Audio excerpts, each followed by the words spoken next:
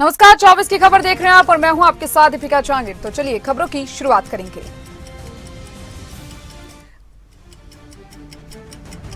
कांग्रेस पर हमला बोलते हुए पीएम नरेंद्र मोदी ने कहा कि मुझे पता चला कि कांग्रेस ने एक एडवाइजरी जारी की है और अपनी सभी इकाइयों को अयोध्या में राम मंदिर के मुद्दे पर चुप रहने के लिए कहा है। उन्होंने कहा कि उन्हें लगने लगा है कि अगर राम का नाम लिया जाए तो पता नहीं चलेगा कब राम राम हो जाए। हमारी आस्था का अपमान कर रही थी। साथियों, देश ने कांग्रेस के पापों की हमेशा कीमत चुकाई है। और अभी तो एक मुझे पत्रकार बता रहे थे कि कांग्रेस पार्टी ने एक एडवाइजरी निकाली है और एडवाइजरी भी इतनी डरे डरे निकाली है। उन्होंने कांग्रेस की सभी इकाइयों को कहा है कि अयोध्या राम मंदिर की चर्चा अगर निकल पड़े। प्रधानमंत्री नरेंद्र मोदी ने चूरू में एक रैली को संबोधित किया और संबोधित करते हुए कहा कि मोदी ने हर मुस्लिम परिवार की रक्षा की है। मुस्लिम परिवार का हर पिता सोचता था कि बेटी की शादी कर दी, लेकिन अगर 2-3 बच्चे होने के बाद 3 तलाक करके भेज देगा तो मैं बेटी को कैसे संभालूंगा। मुसलमान माताएं बहनें समझे,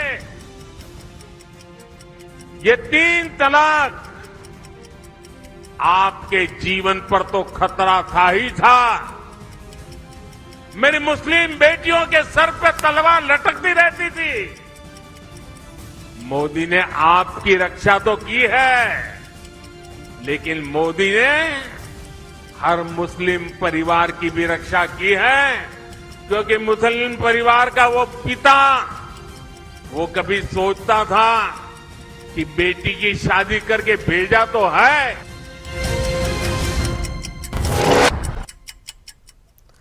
तो वहीं देखिए, बीजेपी के राष्ट्रीय अध्यक्ष जेपी नड्डा ने कहा है कि एक तरफ पीएम मोदी के नेतृत्व में बीजेपी एनडीए है और दूसरी तरफ आपका इंडी गठबंधन है।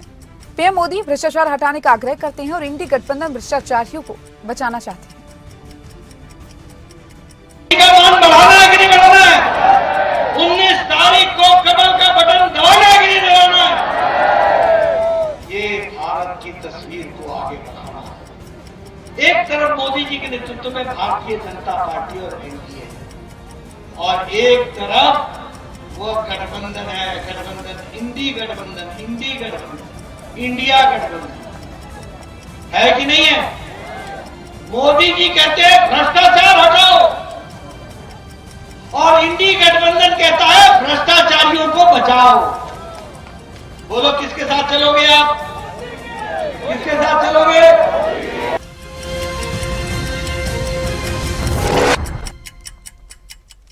मुख्यमंत्री योगी आदित्यनाथ ने अलीगढ़ में जनसभा को संबोधित करते हुए कहा है कि कोई सोचता था कि उत्तर प्रदेश दंगा मुक्त होगा, आज उत्तर प्रदेश दंगा मुक्त है।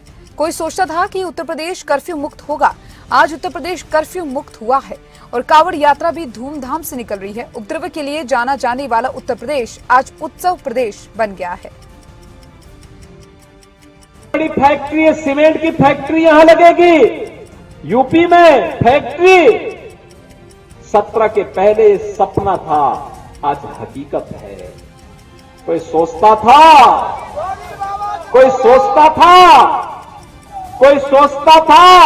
कि उत्तर प्रदेश दंगा मुक्त होगा, आज उत्तर प्रदेश दंगा मुक्त है। कोई सोचता था उत्तर प्रदेश कर्फ्यू से मुक्त होगा, आज कर्फ्यू से मुक्त भी हुआ है और कांवड़ यात्रा भी धूम धड़ाके से निकल रही है।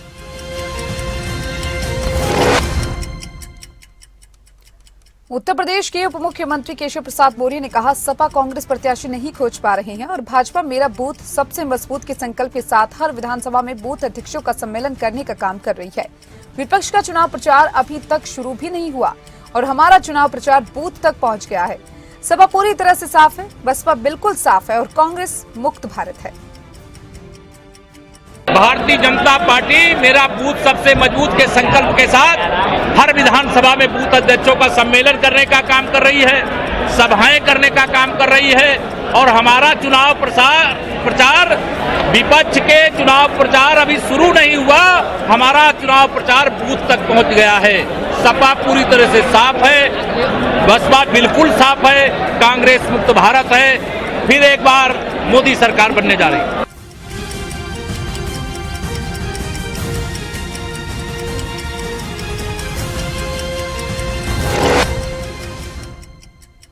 आरएलडी प्रमुख जयंत चौधरी ने कहा कि हम बीजेपी के साथ चुनाव लड़ रहे हैं और पार्टी कार्यकर्ता बहुत मेहनत कर रहे हैं।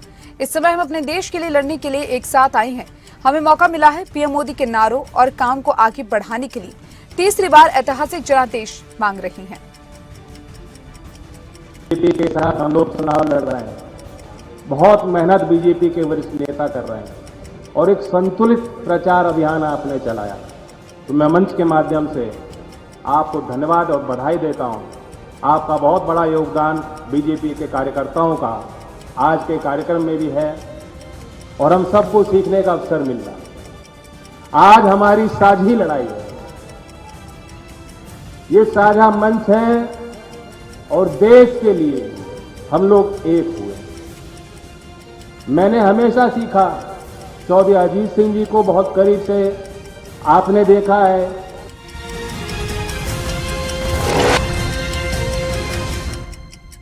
अब देखिए, लोकसभा चुनाव नजदीक है और लोकसभा चुनाव के लिए कांग्रेस ने शुक्रवार को 48 पेज का घोषणा पत्र जारी कर दिया है। अब दिल्ली में कांग्रेस मुख्यालय में सोनिया, राहुल खड़गे और मैनिफेस्टो कमेटी के अध्यक्ष पी चिदम्बरम ने 5 न्याय और 25 गारंटी का ऐलान किया। तो मैं देखिए, पार्टी के घोषणा पत्र में मजदूरी 400 रुपए दिन करने, गरीब परिवार की महिला को साल में 1 लाख रुपए देने, इसके साथ ही एमएसपी को लेकर भी कई जिक्र किए गए हैं। तो वहीं कांग्रेस ने अपने मैनिफेस्टो में युवा, महिला, मजदूर और किसान पर फोकस किया है और इन सभी वर्गों के लिए अलग अलग तरह की स्कीम का वादा भी कांग्रेस करती हुई नजर आई। पार्टी ने कहा कि उसका घोषणा पत्र वर्क, वेल्थ और वेलफेयर पर आधारित है। यहाँ वर्क के मायने रोजगार, वेल्थ के मायने आमदनी और वेलफेयर के मायने सरकारी स्कीम्स के फायदे दिलाना है। इसके साथ ही मल्लिकार्जुन खड़गे ने इस दौरान घोषणा पत्र जारी किया, तो वहीं कई सारे फायदे घोषणा पत्र को लेकर उन्होंने जताए हैं। कांग्रेस के घोषणा पत्र पर कांग्रेस के राष्ट्रीय अध्यक्ष मल्लिकार्जुन खड़गे ने कहा कि हमारा घोषणा पत्र देश के राजनीतिक इतिहास में न्याय के दस्तावेज के रूप में याद किया जाएगा।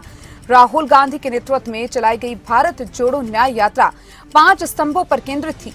यात्रा के दौरान युवा न्याय, किसान न्याय, नारी न्याय, श्रमिक न्याय और हिस्सेदारी न्याय की घोषणा की गई है। हमारा ये घोषणा पत्र देश के राजनीतिक इतिहास में न्याय के दस्तावेज के रूप में याद किया जाएगा। राहुल जी के नेतृत्व में चली भारत जोड़ो न्याय यात्रा में 5 पिलर्स पर ध्यान केंद्रित किया गया था। यात्रा के दौरान युवा न्याय, किसान न्याय, नारी न्याय और हिस्सेदारी न्याय। कांग्रेस नेता राहुल गांधी ने लोकसभा चुनाव को लेकर बयान दिया और कहा कि ये चुनाव लोकतंत्र और संविधान को बचाने का चुनाव है।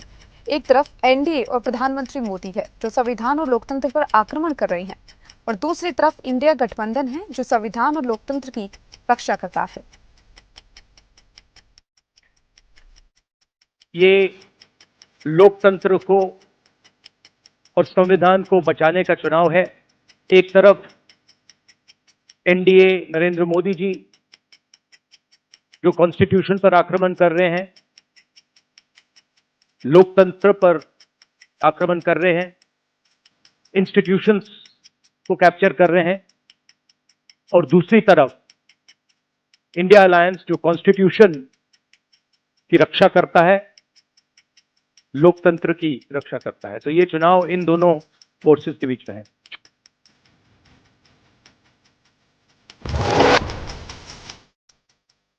तो देखिए, कांग्रेस नेता सचिन पायलट ने घोषणा पत्र को लेकर बयान दिया है और कहा कि हमारा घोषणा पत्र शानदार है। हमारे घोषणा पत्र में वो सब बातें हैं जो जनता चाहती है। किसान, नौजवान, महिलाओं, सबके लिए हमने रोड मैप तैयार किया। हमारा मैनिफेस्टो है और मुझे लगता है कि आज उम्मीद करती है कांग्रेस को एक बेहतर विकल्प देने के लिए। हमारे मैनिफेस्टो में सब वो बातें कही हैं जो जनता चाहती है।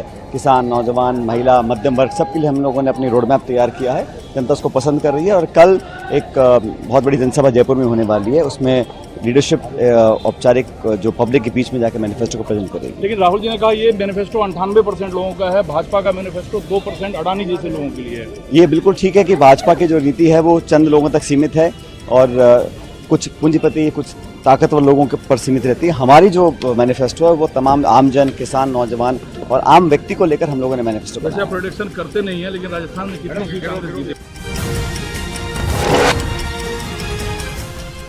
तुम्हें देखिए, कांग्रेस की घोषणा पत्र को लेकर कुमारी शैलजा ने कहा कि घोषणा पत्र में हर वर्ग का ध्यान रखा गया है। जहां पर कांग्रेस सरकार के समय कार्य रुक गया था तो वहीं रुका हुआ है। केवल भाषणों में लोगों को सपने दिखाए जा रहे हैं और अब न्याय का समय आ गया है। कांग्रेस के घोषणा पत्र में न्याय की गारंटी है। और आपने देखा कि कांग्रेस मैनिफेस्टो में हर एक का ध्यान दिया गया है और पहले भी जहां पर यूपीए का कार्य रुक गया था वहीं पर रुका हुआ है। केवल भाषणों के अलावा पिछले 10 साल में कुछ नहीं मिला। अब न्याय का समय आ गया है और कांग्रेस मैनिफेस्टो में न्याय की गारंटी दी है। वो हम जन तो बातें कही और आपने देखा कि कांग्रेस मैनिफेस्टो में हर एक का ध्यान दिया गया है और पहले भी जहां पर यूपीए का कार्य रुक गया था वहीं पर रुका हुआ है। केवल भाषणों के अलावा पिछले 10 साल में कुछ नहीं मिला। कांग्रेस के घोषणा पत्र पर मध्य प्रदेश के मुख्यमंत्री मोहन यादव ने कहा कि कांग्रेस ने सबके साथ अन्याय करते हुए अपना समय गुजारा है। अब ऐसे में उनके मुंह पर न्याय शब्द शोभा नहीं देता। कांग्रेस एक हारी हुई लड़ाई लड़ रही है। का घोषणा पत्र, जिसको न्याय पत्र नाम दिया है, कांग्रेस अन्याय के पहाड़ पे बैठी हुई सदैव पूरी देश के किसान, गरीब, मजदूर, युवा सबके साथ अन्याय करते हुए उन्होंने अपना समय गुजारा। ऐसे में उनके द्वारा न्याय शब्द उनके मुंह पे शोभा नहीं देता है। अन्याय महिलाओं के साथ हमारे यहाँ 29 सीट पर 29 में से केवल एक जगह कांग्रेस लड़ा रही, उसके उल्टा भाजपा 6 जगह लड़ा रही। हिस्सेदारी, परिवार से बाहर नहीं आने दे रहे हैं। अभी कांग्रेस के बड़े नेता से लेके अपोजिशन के, इंडिया गठबंधन के सब लोग। प्रियंका गांधी वाड्रा के पति रॉबर्ट वाड्रा ने बयान दिया कि अमेठी के लोग चाहते हैं कि मैं राजनीति में पहला कदम अमेठी से रखूं, क्योंकि प्रियंका के साथ अमेठी में ही पहली बार 1999 में चुनाव प्रचार किया था। पहले तो अमेठी के लोगों को और रायबरेली के लोगों को ज़रूर चाहूँगा कि कोई भी उनको रिप्रेजेंट करे, जो भी वहाँ का सांसद हो वो उनकी प्रगति की बात करें, उनके अच्छाई की बात करें और सुरक्षा की बात करें और भेदभाव की राजनीति ना करें, क्योंकि जो वहाँ की अभी सांसद हैं उनसे वो अमेठी के लोग बहुत परेशान हैं और अमेठी में उनको लगा है कि गलती हुई, क्योंकि उनका मेरे ख्याल से ज़्यादा वहाँ आना जाना नहीं है, वहाँ कुछ प्रगति के बारे में नहीं सोच रहे हैं, बस वो ये देख रहे हैं कि गांधी परिवार के ऊपर कैसे। आम आदमी पार्टी के राज्यसभा सांसद संजय सिंह ने दिल्ली आबकारी नीति मामले में बीजेपी पर बड़ा हमला बोला है। उन्होंने कहा कि बीजेपी ने सीएम अरविंद केजरीवाल को फंसाने के लिए पूरी साजिश रची है। घोटाला दुनिया की सबसे बड़ी पार्टी भारतीय जनता पार्टी ने किया है और इसके अंदर कोई छोटे मोटे लोग शामिल नहीं है, इसका भी खुलासा करूंगा आज। इसके अंदर कोई छोटे मोटे लोग शामिल नहीं है, भारतीय जनता पार्टी के शीर्ष नेतृत्व के लोग इसमें शामिल हैं। मैं एक एक करके बताता हूं। एक व्यक्ति है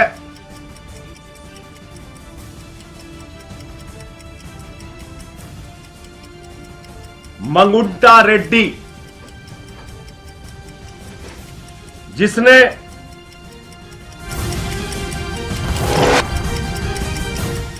दिल्ली की मंत्री आतिशी ने कहा कि ये चिंता की बात है कि सभी केंद्रीय एजेंसियों और संस्थानों ने बीजेपी के सामने घुटने टेक दिए हैं और अब तो चुनाव आयोग ने भी बीजेपी के सामने घुटने टेक दिए। केंद्रीय एजेंसियां विपक्षी नेताओं को निशाना बना रही हैं। विपक्ष के कहने पर चुनाव आयोग कोई कार्रवाई नहीं करता, लेकिन जैसे ही बीजेपी शिकायत दर्ज कराती है 12 घंटे के भीतर नोटिस जारी कर दिया जाता है। का विषय है कि जिस तरह केंद्र सरकार की बहुत सारी एजेंसीज, चाहे वो सीबीआई हो, चाहे वो ईडी हो, चाहे वो इनकम टैक्स डिपार्टमेंट हो, चाहे वो स्टेट बैंक ऑफ इंडिया हो, वो भारतीय जनता पार्टी शासित केंद्र सरकार के सामने नतमस्तक हो गए हैं। आज ऐसा लग रहा है कि इलेक्शन कमीशन भी भारतीय जनता पार्टी के सामने नतमस्तक हो गया है। आम आदमी पार्टी बार बार कंप्लेंट्स देती है, अलग अलग मुद्दों पे कंप्लेंट्स देती है, कोई एक्शन नहीं होता है, हमें टाइम नहीं दिया जाता। Income tax department, ED, CBI, model code of जनसभा को मुख्यमंत्री ममता बनर्जी ने संबोधित किया और कहा कि बीजेपी की गारंटी जीरो, आज तक कुछ किया है। 2 बार भाजपा जीती है। चाय बागान के 10 लाख मजदूर का खाना बंद कर दिया था, वो लोग हमारे पास आए, हमने 10 लाख मजदूरों की मदद की। गारंटी बीजेपी का गारंटी जीरो, आज तक कुछ किया है। 10 साल बीजेपी जीता है, एमएलए जीता है, एमपी जीता है नॉर्थ बंगाल से। चाय बागान का 10 लाख मजदूर का खाना बंद कर दिया था, पत्ता लेना बंद कर दिया था। हमारा सरकार वो लोगों का साथ, परसों वो लोग हमारे पास आया, कल मैंने खोल दिया, कल से मैंने बोल दिया आप लोगों ने पत्ता, आपका पत्ता लेंगे। 10 लाख मजदूर को हम हेल्प कर दिया। हरियाणा के मुख्यमंत्री नायब सिंह सैनी ने कांग्रेस पर निशाना साधा है और कहा कि कांग्रेस बौखला चुकी है। कांग्रेस लंबे समय से शासन में रहकर गरीब के विकास और हित के लिए काम करने में नाकाम रही। कांग्रेस बौखला चुकी है क्योंकि कांग्रेस ने जो गरीब को खाली लॉलीपॉप देने का काम किया, उनके विकास के लिए, उनके हित के लिए कांग्रेस लंबे समय शासन में रह कर के काम करने में नाकाम रही है। और जब कांग्रेस नाकाम रही है और आदरणीय नरेंद्र मोदी जी ने मात्र 10 वर्षों में गरीब व्यक्ति के चेहरे पर मुस्कान लाने का काम किया, मात्र 10 वर्षों में इस प्रकार का सिस्टम देश के अंदर डेवलप किया कि देश के अंदर 25 करोड़ से ज्यादा लोग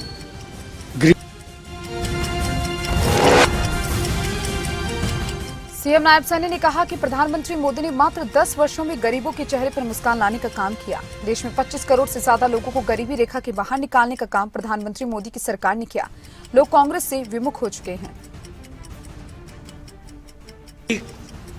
क्रिया प्रणाली को समझ चुके हैं, उनके विचार को समझ चुके हैं और आज उनको लगने लगा है कि मोदी क्यों गरीब की बात कर रहा है, कि मोदी क्यों गरीब को प्रधानमंत्री आवास योजना बना करके दे रहा है। उनको लगने लगा है कि हम नहीं दे पाए, क्यों मोदी ने 11 साढ़े 11 करोड़ बहनों को इज्जत घर देने का काम किया है। उनको लगने लगा है क्यों गरीब व्यक्ति का जन धन खाता खोल करके उसको भी बैंक में जाने का अधिकार दिया है।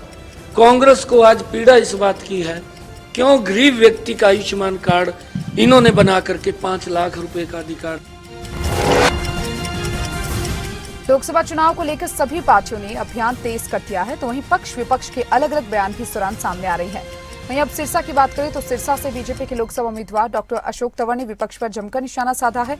डॉक्टर अशोक तंवर ने कहा कि कांग्रेस पार्टी पिछले 10 साल में अपना संगठन नहीं बना पाई। जो एक मंच पर इकट्ठे ना बैठ सकते हो, वो लोग षड्यंत्र करके सत्ता पर काबिज होना चाहते हैं, जो कि वह कभी कामयाब नहीं होंगे। साथ ही साथ अशोक तंवर ने यह भी कहा कि विपक्षी गठबंधन की भी जेल में लगातार बुकिंग चल रही है।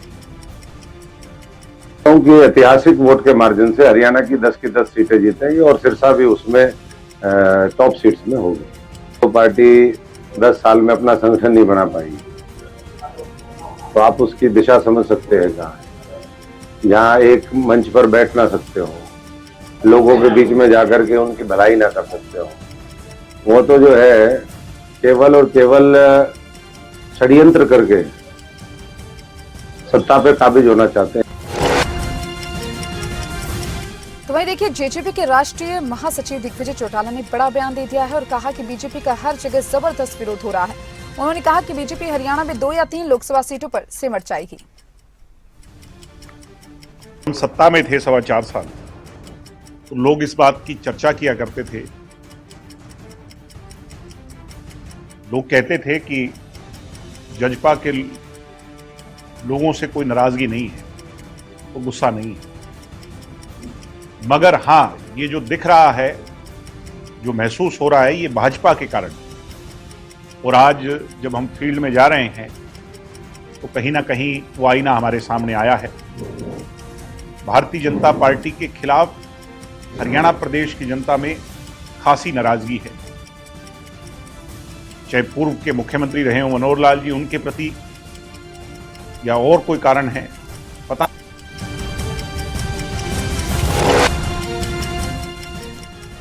रतिया में जनसभा को संबोधित करते हुए सीएम नायब सैनी ने कहा कि हमारी सरकार लगातार देश और प्रदेश में विकास कर रही है। जगमग योजना से 24 घंटे बिजली दी और किसानों के हित में लगातार काम किया जा रहा है। पूरा गांव जगमग गांव योजना बना करके आज 24 घंटे बिजली देने का काम ये हमारी सरकार कर रही है।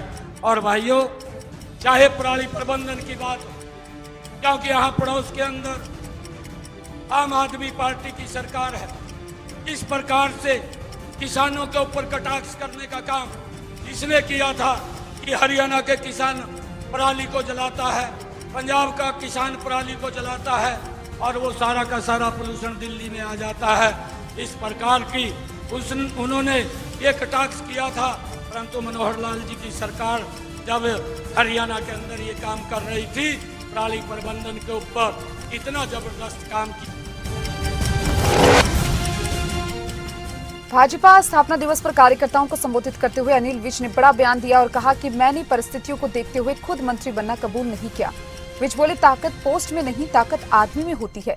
आज भी किसी की ताकत नहीं कि कोई हमारे काम रोक दे। मैंने परिस्थितियों को देखते हुए खुद मंत्री बनना कबूल नहीं किया। आपको ये चीज स्पष्ट होनी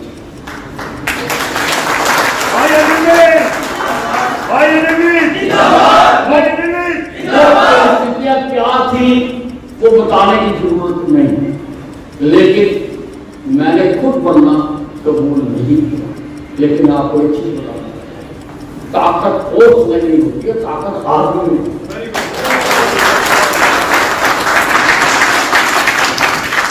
मैं मंत्री हूं, चाहे एमएलए हूं, अनेकों बार ऐसा भी समय आया।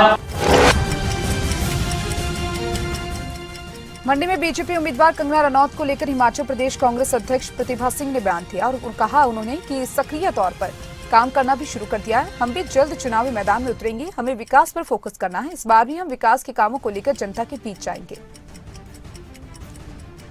ठीक है, हम उनका स्वागत करते हैं कि वो भी हिमाचल की बेटी है, हिमाचल के लिए काम करना चाहती है, इसलिए उस फील्ड में आई हैं और अपना उन्होंने सक्रिय तौर से काम करना भी शुरू कर दिया है। हम भी अब शीघ्र ही चुनाव के मैदान में उतरेंगे और हम कभी भी, कांग्रेस पार्टी कभी भी किसी मुद्दे की तलाश नहीं करती। हमें फोकस करना है हमारे विकास पर कि हमने क्या काम किया है, हमारी क्या कंट्रीब्यूशन रही है, हमारे जो ये पिछले 5 साल बीते उसमें हमने अपने लोगों के लिए क्या क्या किया।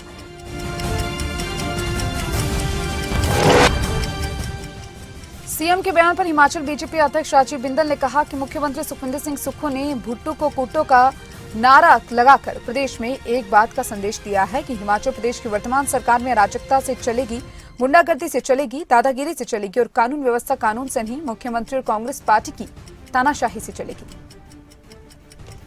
मुख्यमंत्री श्री सुखविंदर सिंह सुक्खू जी द्वारा दिया गया बयान कि भुट्टो को कुट्टो, ये अराजकता फैलाने वाला बयान है। मुख्यमंत्री जी चाहते हैं कि प्रदेश के अंदर चुनाव शांतिपूर्वक तरीके से संपन्न ना हो, वो चुनावों के अंदर दंगा कराना चाहते हैं। ये बात इस प्रकार के बयान से स्पष्ट होती है।